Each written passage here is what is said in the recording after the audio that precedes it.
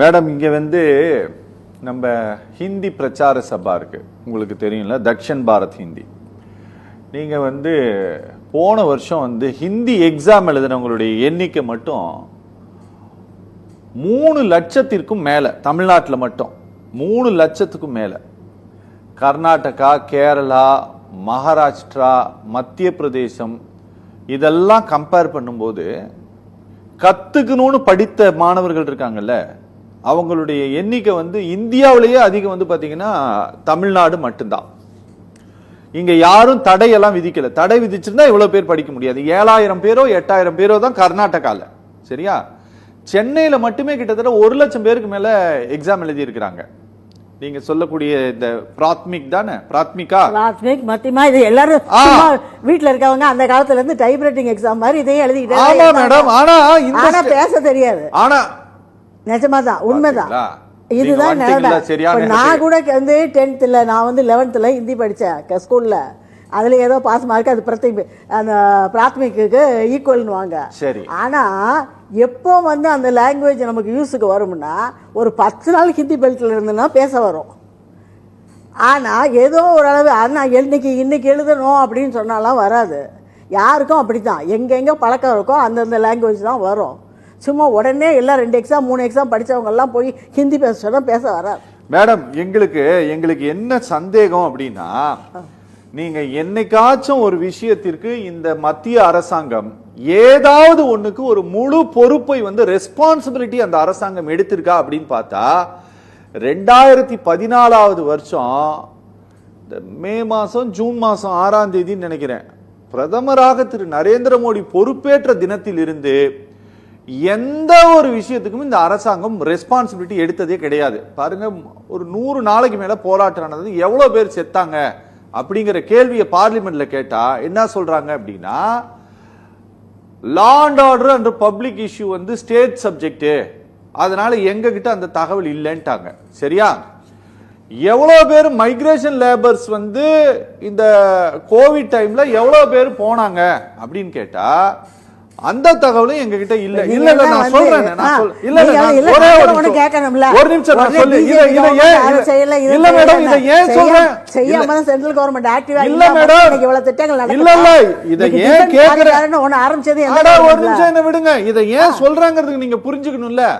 அதனால நாங்க ரொம்ப பெரிய பெரிய விஷயங்கள் எல்லாம் கொஞ்சம் கூட பொறுப்பே இல்லாத பதிலை தான் பார்லிமெண்ட்ல இந்த அரசாங்கம் கொடுத்தது. சொல்லுவீங்க, நாங்க கேட்டு. ஆமா, நீங்க கேட்டுட்டு தான் இருக்கணும். வேற என்ன ரிட்டனா கொடுத்தா இன்னைக்கு ஏதோ start up program, skill development program, technology, defence corridor, எத்தனை திட்டங்களை கொண்டு வந்திருக்கு. இதுக்கு முன்னால எதிர்பார்த்தீங்களா? என்ன திட்டம் மேடம்? என்ன இதுக்கு அதாவது நியூ ஜெனரேஷன் எம்ப்ளாய்மென்ட் ஸ்கீம். ஒரு நிமிஷம் மேடம், ஒரு நிமிஷம் நான் சொல்றேன். எங்க தலைவர் மேடம் பிரதம மந்திரியினுடைய, நீங்க டிஎம்கே, ஒரு நிமிஷம் பாருங்க, பிரதம மந்திரியினுடைய நியூ ஜெனரேஷன் எம்ப்ளாய்மெண்ட் ஸ்கீம்னு ஒரு ஸ்கீம் இருக்குது.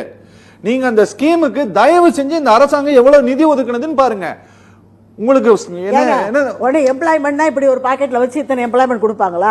அதுக்குன்னு இண்டஸ்ட்ரி டெவலப் பண்ணும், அதாவது small scale marginal industry develop பண்ணுவாங்க. அதுக்கு எவ்வளவு ஃபண்ட் கொடுத்தாங்க?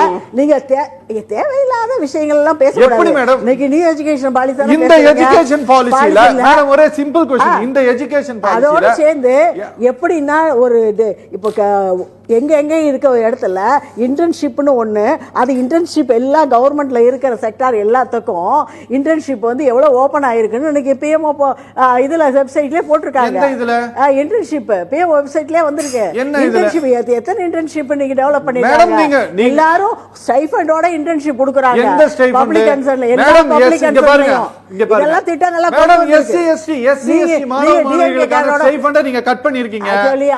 அரவிந்த் டிஎம்கே அவர் கூட தெளிவா பேசுறாரு, கொஞ்சமா தான் பேசுறாரு. நீங்க தான் நிறைய பேசுறீங்க. இப்படி ஒண்ணுமே பண்ணல வந்து மோடி கவர்மெண்ட் சொல்றதுக்கு உங்களை உட்காந்து வச்சிருக்கீங்க. நீங்க ஆங்கரா இல்லையா? தெரியலையா? பொதுவா உண்மையா என்ன நடக்குதோ அதான் சொல்லணும். ஆக்சுவலா நடக்கிறது நடக்குது. மேடம் இந்த நியூ எஜுகேஷன் பாலிசில டாக்டர் ராமசுப்ரமணியம் சொன்னாரு 6% நீங்க நிதி ஒதுக்கணும். நீங்க எத்தனை % அவர் எந்த பிரிவுல இருக்காருன்னு இப்ப தெரியல. Madam just 3% madam. மேடம் இங்க பாருங்க, 1,24,000 கோடி ஒதுக்குறீங்க. வெறும் 1 லட்சம் கோடி ரூபாய் நீட் எஜுகேஷனுடைய டியூஷன் ஃபீஸாக மட்டுமே இந்த நாட்டுல புழங்குது தெரியுமா உங்களுக்கு? எத்தனை இடத்துல கான்ட்ராக்ட் பேஸ்ல போட்டிருக்காங்க. அவங்கள கன்ஃபார்ம் பண்றதுக்கு நம்ம நாட்டிலே நம்ம ஊர்லயே தான் நடக்கு. எத்தனை லட்சம் வாங்குறாங்க அப்பாயின்மெண்ட் போடுறதுக்கு. பல்கலைக்கழகங்கள்ல விசி போடுறதுக்கு எவ்வளவு கோடி வாங்குறாங்க. அதனாலதான் இப்ப வந்து அந்த இதெல்லாம் நாங்க பண்ணணும் நீங்க பண்ணணும் அப்படின்னு போயிட்டு இருக்காங்க. அதனால அது வந்து ஆக்சுவலா ஹிந்தி திணிப்பு கிடையாது. அதான் நம்ம என்ன பாயிண்ட் சொன்னீங்களோ அந்த பாயிண்ட தான் பேசணுமே தவிர சும்மா அது இதுன்னு சொல்லிட்டு நான் அப்படின்னு சொல்லிட்டு வச்சுட்டு நீங்க மோடி கவர்மெண்ட் ஒண்ணுமே செய்யலன்னு நீங்க ஒரு பாட்டு பாட்டீங்கன்னா அது அப்படி பண்றது கிடையாது மேடம். ஒரு பாலிசியை இல்ல ஒரு பாலிசியை நீங்க டிசைன் பண்ணிட்டீங்க. டிசைன் பண்ண பிறகு இல்ல மேடம் ஒரு நிமிஷம் அதை பேச விடுங்க. நீங்க ஒரு எஜுகேஷன் ஸ்ட்ரக்சர்லயே நீங்க புதுசா ஒரு மொழியை நீங்க கத்துக்கணுங்கிற ஒன்ன கட்டாயப்படுத்துறீங்க. இதை செஞ்சுதான் ஆகணும்ன்ற ரூலை ஃப்ரேம் பண்ணிட்டீங்க. அப்போ அதுக்கான ஆசிரியர்களை போடணும். அந்த ஆசிரியர்களை நீங்க போட்டா அதுக்கான ஆகக்கூடிய கூட சொல்லியிருக்காரு. அண்ணாமலை கூட சொல்லியிருக்காங்க தலைவர் கூட. என்னன்னா நீங்க வந்து என் ஹிந்தி தான் படிக்கணுமா, என் பக்கத்துல இருக்க மலையாளம் படிக்க கூடாது. நிறைய பேருக்கு மலையாளம் தெரியும் நம்ம ஊர்ல. திருநெல்வேலி நாகர்கோவில்ல இருக்கவங்களுக்கெல்லாம். அதே சமயத்தில் இந்த திருவள்ளூர்ல இருக்கவங்களுக்கு தெலுங்கு தெரியும். தெலுங்கு படிக்கலாம், மலையாளம் படிக்கலாம், இன்னொரு லாங்குவேஜ். இப்போ எல்லாரும் என்ன பண்றாங்கன்னா யாரெல்லாம் பிசினஸ் பண்றாங்களோ சைனீஸ் படிக்கிறாங்க. இப்போ சைனீஸ் படிக்கிறாங்க, ஜப்பானீஸ் படிக்கிறாங்க. அவங்களுக்கு தேவையான லாங்குவேஜ் இப்ப ஒரு லாங்குவேஜ் இல்ல. அந்த ஆனா ஒரு விஷயம் நான் ஒரு எஜுகேஷனிஸ்டா சொல்றேன். எந்த லாங்குவேஜ் படிச்சாலும் அது பழக்கத்துல இருந்தாதான் உங்களுக்கு வருமே தவிர பழக்கத்துல இல்லைன்னா பேச வராது. டிஎம்கே கவர்மெண்ட்ல சவுகார்பேட்ல இருந்து வெவ்வேறு வரைக்கும் பெரிய காலனி பார்த்துக்கிட்டே தான் வந்தேன் நான். அது மாதிரி இவ்வளவு பெரிய காலனி எல்லாம் நீங்க உண்டாக்கி இருக்கீங்க ஹிந்திக்காரங்களுக்கு. ஹிந்திக்காரங்களை தான் எல்லா இடத்துலயும் வேலைக்கு வச்சிருக்கோம். ஆனா ஐடி முதற்கொண்டு தமிழ்நாட்டுக்கு தான் கோட்டா கொடுக்கணும்னு அவன் கர்நாடக சொல்றான். தமிழ்நாட்டுல சொல்றீங்களா உங்க எஜுகேஷன் பாலிசி இப்படிதான் இருக்கு, உங்க எம்ப்ளாய்மென்ட் பாலிசி இப்படிதான் இருக்கு. ஒரே ஒரு நிமிஷம் நான் சொல்றத கேட்டுக்கங்க. ஒரே ஒரு வார்த்தை. அதாவது நம்ம சீஃப் மினிஸ்டர் நீங்க என்ன சொன்னாரு, நாங்க வரி கொடுக்காமல் நிப்பாட்டி விட்டால் அப்படின்னா நீ என்ன நிசாம் காலத்துல இருக்கோமா அவர் கப்பம் கட்டுவோம் இல்லாட்டி படையை கொண்டு வருவோம்னு சொல்றதுக்கு? இது ரெண்டும் முடியாது. இது டெமோக்ரஸி. ஒரு கவர்மெண்ட் வந்து சென்ட்ரல் கவர்மெண்ட்டுக்கு டிஃபென்ஸ் இருக்கு, அவங்களுக்கு நிறைய விஷயங்கள் அவங்க பார்க்க வேண்டி இருக்கு, ஷிப்பிங் அது இதுன்னு. ஸோ அதனால எல்லாரும் ஒரு கூட்டு, அதாவது ஃபெடரல் கான்ஸ்டிடியூஷன் இது. ஆக்சுவலாக இதுல வந்து ஒரு டிசிப்ளினா தான் இருக்க முடியும் தவிர நீங்க எப்படி இதை சொல்றீங்க, இது இன்னும் எதுக்கு இவ்வளவு சீரியஸா எடுக்கல அப்படிங்கறத எனக்கு ஆச்சரியமா இருக்கு. இல்ல மேடம், நீங்க பிஎம் ஸ்ரீகில வந்து கையெழுத்து போடாதனால தான் காசு தர மாட்டேன்னு சொல்லியிருக்கீங்க. ஆனா கையெழுத்து இல்லைங்க, உங்களுக்கு அந்த திட்டம் வேண்டாம்னா அதுல உள்ள ஃபண்ட் கிடையாது. இதுதான் விஷயம். இது ஏன் இப்படி பெருசாக்குறீங்க, அசிங்கமாக்குறீங்கன்னு எனக்கு புரியல. அதை எலெக்ஷன் 26ல வருது இல்ல, இவங்க முதலே எலெக்ஷனுக்கு வேலை பார்க்க எப்பவுமே ஆரம்பிச்சிடறாங்க. அதுக்கு வந்து சென்ட்ரல் கவர்மெண்ட் பிஜேபி தான் எதிர்த்து நிற்க போகுது. ஆகையினால இவங்க என்ன பண்றாங்க, அவங்களை அடிக்கிறதுக்கு என்னென்ன வேலைன்னு சொல்லிட்டு ஹிந்தியை எதிர்ப்போம். அந்த காலத்துல அண்ணா ஏத்தாரு, நாங்க ஏத்தோம். அந்த காலத்துல அண்ணா ஏத்தது வேற. நீங்க அப்ப கூட நாங்களாம் ஸ்கூல் ஃபைனல் படிச்சுட்டு தான் நினைக்கிறேன் அந்த சமயத்துல. அப்போ எல்லாம் பாட்டெல்லாம் பாடுவாங்க. காமராஜன் ஹிந்தி படிக்கணும், கக்கன்னு செஞ்சு நல்லா பாட்டா பாடி வந்துச்சு. ஆனா இப்போ அதெல்லாம் செல்லுபடி ஆகாதுங்க. நீங்க ஆட்சி செய்யக்கூடிய அருணாச்சல் பிரதேசத்திலயும் நாகாலாந்திலும் ஏன் இல்லாம இருக்குது? உங்களோட கவர்மெண்ட் நடக்கக்கூடிய அருணாச்சல் பிரதேசம், நாகாலாந்து ஒரே ரெண்டு ஸ்டேட் தானே? இது ஒரே இந்தியா தானே? இது ஒரே இந்தியா தானே மேடம்? அதாவது மேடம் இது ஒரே இந்தியா தானே? நீங்க கவர்மெண்ட் ரூல் பண்ணக்கூடிய அருணாச்சல் பிரதேசத்திலும் நாகாலாந்திலும் ஏன் இந்த மும்மொழி கொள்கை இல்ல? நீங்க நார்த் ஈஸ்ட் எல்லாமே இங்கிலீஷ் நிறைய இருக்கு. உள்ளூர் மொழி. அதாவது ஹிந்தி பெல்ட்ங்கிறது வேற, நார்த் ஈஸ்ட் வேற. நார்த் ஈஸ்ட் வேற, ஒரு இடத்துலயும் யூஸ் பண்ணி அங்க கொஞ்சம் கிறிஸ்டியானிட்டி இருந்தது. அந்த மிஷன்லாம் கொஞ்சம் இங்கிலீஷை டெவலப் பண்ணாங்க. அந்த ஸ்கூல்ஸ்லாம் இங்கிலீஷ் சொல்லி கொடுத்தாங்க. இதுதான் அந்த பேசிக் விஷயம்.